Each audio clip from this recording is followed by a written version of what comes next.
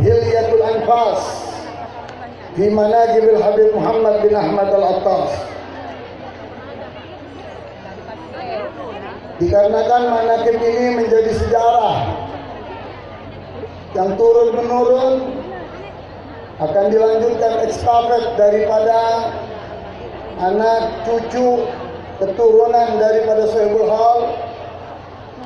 Dan untuk diketahui oleh banyak daripada masyarakat Indonesia, khususnya daripada masyarakat Aceh, maka manaqib ini kami tulis, disaksikan dengan umi kami tercinta, istri daripada Sohibul Haul Al-Habib Muhammad bin Ahmad Al-Attas, dan disaksikan serta ditulis manaqib ini dengan putri tercinta daripada Sohibul Haul. Masih banyak manaqib beliau yang belum sempat kami selesaikan, maka kami akan membacakan sebagian daripada manaqib yang terus setiap tahunnya akan kami perbarui, akan kami tambah, manakala di sini daripada manaqib masih banyak kekurangannya. Manaqib biografi Habib Muhammad bin Ahmad Al-Attas, silsilah dan nasab beliau yang sampai dan menyambung kepada Al-Habib Umar bin Abdurrahman Al-Attas Sayyidul Ratib, sampai menyambung kepada Rasulullah Sallallahu Alaihi Wasallam. Beliau Sohibul Haul Al-Habib Muhammad bin Ahmad bin Husain bin Abdurrahman bin Muhammad bin Ali bin Ja'far bin Husain bin Umar bin Abdurrahman Al-Attas Sahibul Ratib bin Aqil bin Salim bin Abdullah bin Abdurrahman bin Abdullah bin Abdurrahman bin Abdullah bin Abdurrahman As-Sakaf bin Muhammad Muladawilah bin Ali bin Alwi bin Al-Faqih Muqaddam Muhammad bin Ali bin Muhammad Sahib Al-Mirbat bin Ali Khaladasa bin Alwi bin Muhammad Sahib Al-Sam'ah bin Alwi Syihab Sumul bin Ubaidillah bin Al-Muhajir Allah bin Isa bin Muhammad Al-Najib bin Ali Uraidi bin Jafar Al-Sadiq bin Muhammad Al-Baqir bin Ali Zain Al-Abidin bin Al-Imam Al-Siddiq Al-Husain bin Al-Imam Amir Al-Mu'minin Ali bin Abi Talib Karamallahu wajhah binti Fatimah Zahra Rasulullah Sallallahu Alaihi Wasallam. Al-Habib Muhammad bin Ahmad Al-Attas lahir pada hari Ahad malam. Lahir pada hari Ahad malam Senin jam 2:05. Bertepatan pada tanggal 12 Rabiul Awal 1361 Hijriah. Bertepatan dengan tanggal 3 Mei 1942 Masehi. Di dusun Jeruk, Desa Pucuk Ule 2, Kecamatan Simpang Kulit, Kabupaten Aceh Timur, Provinsi Aceh. Al-Habib Muhammad bin Ahmad Al-Attas dilahirkan dari orang tua yang alim dan tawadhu, yaitu dari pasangan Al-Habib Ahmad bin Husain bin Ahmad Al-Attas dan Syarifah Ashura binti Hasan Al-Kab. Dalam pernikahan tersebut memiliki 4 orang anak. Yang pertama Sohibul Haul Al-Habib Muhammad bin Ahmad Al-Attas. Yang kedua Al-Habib Husain bin Ahmad Al-Attas. Yang ketiga Syarifah Fauziyah binti Ahmad Al-Attas. Yang keempat Syarifah Maimunah binti Ahmad Al-Attas. Yang kesemua saudara beliau wafat. Beliau Habib Muhammad belum sampai mencapai usia dewasa. Nasab ayah beliau Al-Habib Ahmad bin Husain bin Abdurrahman bin Muhammad bin Ali bin Ja'far Al-Attas. nasab ibu beliau Syarifah Ashura binti Hasan Al-Kaf. Di dalam kehidupan Al-Habib Muhammad bin Ahmad Al-Attas sangatlah memprihatinkan. Beliau ditinggal ayahnya tercinta dalam usia 6 tahun. Di usia 6 tahun beliau sudah menjadi anak yatim.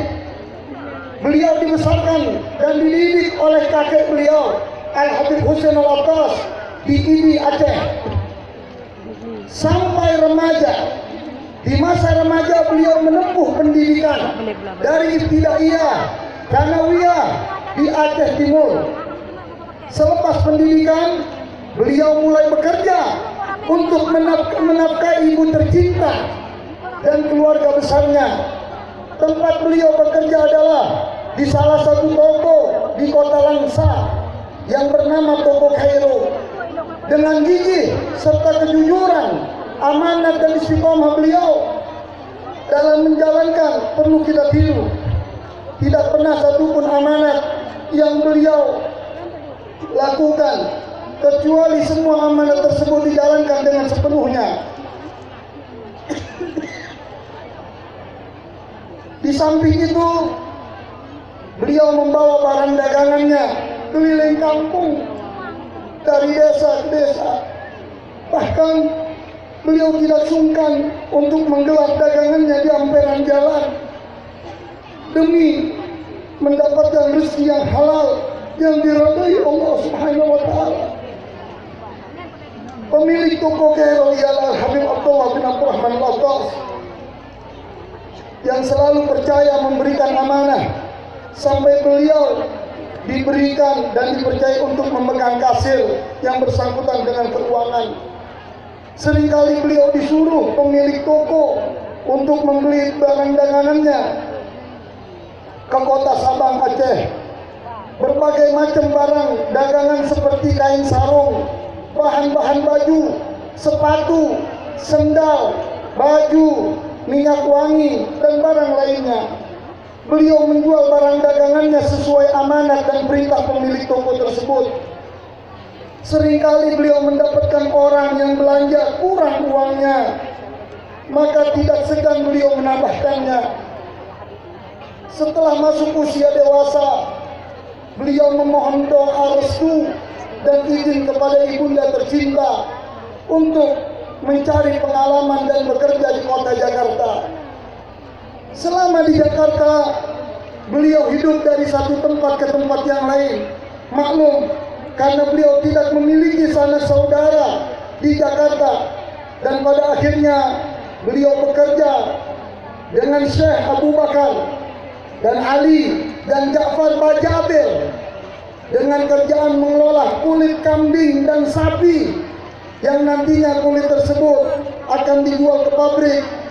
Dengan jujur dan kegigihan beliau sudah dianggap sebagai saudara dengan pemilik toko dan perusahaan tersebut, hingga beliau diminta untuk tinggal bersama dengan mereka.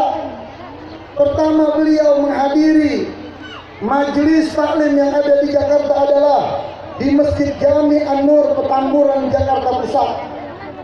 Pada saat itu beliau bertemu dengan salah seorang tokoh habaib yang karismatik, Al-Habib Ahmadun bin Ali Al-Attas.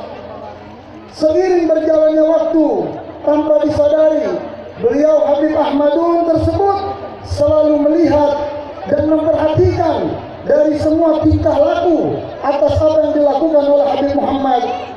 Dari kejujuran, ketawaduan, serta keistiqomahannya dalam menjalankan semua amalan ibadahnya. Dengan sifat beliau tersebutlah Al-Habib Ahmad bin Ali Al-Attas menikahkan putri tercintanya kepada beliau yang bernama Syarifah Maryam binti Ahmad bin Ali Al-Attas.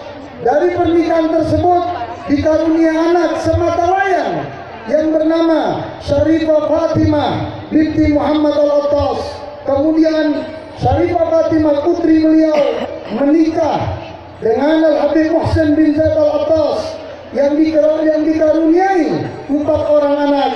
Yang pertama, Sayyid Umar bin Muhsin Al-Attas yang saat ini sedang menimba ilmu di Jamiatul Ahbab Karim Hadramut. Yang kedua Syarifah Zahra binti Muhsin Al-Attas yang sekarang sedang menimba ilmu di Darul Zahra di Tarim di Hadramut di tempat Habib Umar bin Hafid. Yang ketiga yaitu Syarifah Alawiyah Al-Attas yang saat ini menimba ilmu di Pondok Pesantren Darul Ulumah Jawa Timur. Adapun yang keempat yang berada di tengah saya sekarang ini yaitu Sayyid Ali bin Muhsin Al-Attas yang kesemua menjadi cucu Al-Habib Muhammad bin Ahmad Al-Attas. Beliau tidak memiliki keturunan kecuali Syarifah Fatimah dan para cucu-cucu tersebut. Setelah menjalani 9 tahun masa pernikahan beliau berangkat ke Saudi Arabia untuk bekerja dengan sifat dan amanat yang dimiliki oleh beliau. Dimanapun beliau bekerja selalu diberikan kepercayaan untuk memegang kasir, dan beliau juga selalu meminta kepada pemilik toko di mana beliau bekerja untuk memberikan izin sholat 5 waktu di Masjidil Haram. Dan ini menjadi syarat mutlak dimanapun beliau bekerja. Beliau pun tidak menyia-nyiakan waktu untuk mencari dan menuntut ilmu kepada para ulama yang ada di kota Mekah. Di antara daripada guru beliau ialah Profesor Dr. Sayyid Muhammad bin Ali Al-Maliki. Begitu juga Al-Habib Abdul Qadir bin Ahmad As-Segaf Jeddah. Begitu juga Al-Habib Abu Bakar Al-Mashhur. Begitu juga Al-Habib Zain bin Ibrahim bin Semih. Begitu juga Syekh Yasin Al-Fadali. Dan para ulama dan habaib yang ada di kota Mekah pada zaman tersebut.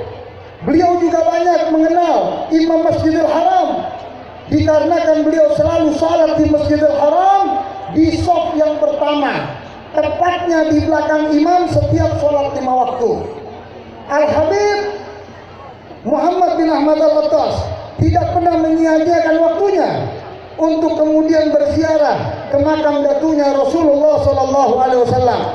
Seringkali di dalam segala hal yang bersangkutan yang beliau alami, beliau selalu minta isyarah dan bisyarah kepada Rasulullah SAW. Beliau selalu mendapat jawaban daripada Rasulullah setiap isyarah dan bisyarah apa yang beliau inginkan. Selama beliau tinggal di kota Mekah, sering sekali rumah beliau didatangi oleh para pelajar-pelajar Indonesia yang menimba ilmu yang berada di kota Mekah dan Madinah serta kelilingnya. Di Madinah pun beliau tidak menyia-nyiakan waktunya untuk menuntut ilmu dan menghadiri berbagai macam majelis taklim dari berbagai macam ulama dan habaib. Kemudian Al-Habib Muhammad bin Ahmad Al-Attas telah melaksanakan ibadah yang menjadi kewajiban umat Islam, yaitu ibadah haji sebanyak 20 kali. Adapun umrah tidak bisa terhitung setelah 4 tahun. Setelah 4 tahun beliau bekerja, meminta kepada keluarganya untuk bisa menyusul dan tinggal di kota Mekah. Di antara keluarga yang sangat terdekat dengan beliau ibunda tercinta yang diajak ke kota suci Mekah, yaitu Syarifah Asyura binti Hasan Al-Kaf. Begitu juga istri tercinta yaitu Syarifah Maryam binti Ahmadun Al-Attas. Begitu juga putrinya tercinta Syarifah Fatimah binti Muhammad Al-Attas. Ibunda tercinta beliau meninggal di kota suci Mekah dan dimakamkan di Ma'lah pada tahun 1987. Beliau kembali ke kota suci Mekah setelah 13 tahun bekerja dan menuntut ilmu agama pada tahun 1993. Setelah beliau kembali dari kota suci Mekah, beliau menghadiri majelis yang ada di Jakarta dan sekitarnya.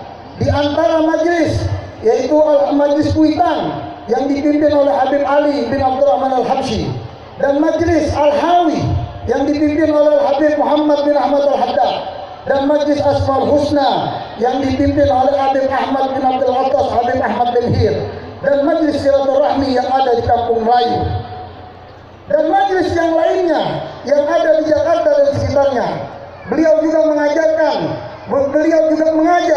di beberapa tempat, di antaranya di rumah kediaman Sayyid Zainal Jamalulail Simpro dan di rumah Muhibbin yaitu Haji Roji Al-Banjari di Cipinang, Jakarta Timur.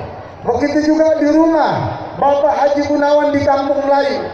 Di antara guru yang ada di Indonesia yang beliau menimba ilmunya, Al-Habib Ali bin Abdurrahman Al-Habsyi Kuitan. Begitu juga Al-Habib Ali bin Husain Al-Attas Bungur, pengarang kitab Tajul Aras. Begitu juga Al-Habib Salim bin Ahmad bin Jindan. Begitu juga Al-Habib Muhammad bin Ahmad Al-Haddad.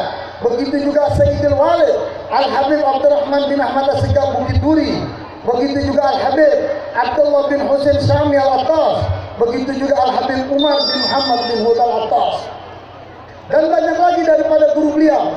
Setelah 5 tahun kembali dari kota suci Mekah, beliau membuka majelis taklim pertama kali yang bernama Darul Mustafa dengan isyarah dan permintaan dari Al-Habib Ali bin Abdul Qadir bin Sahil pada tahun 1998.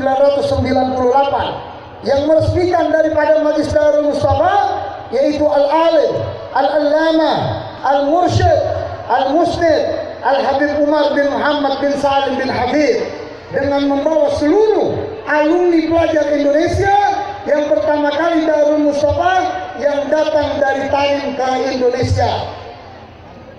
Di antara yang menghadiri pada acara hal tersebut, murid daripada alumni yang pertama Al-Habib Saleh Al-Jufri, Al-Habib Mundir bin Fuad Al-Musawah,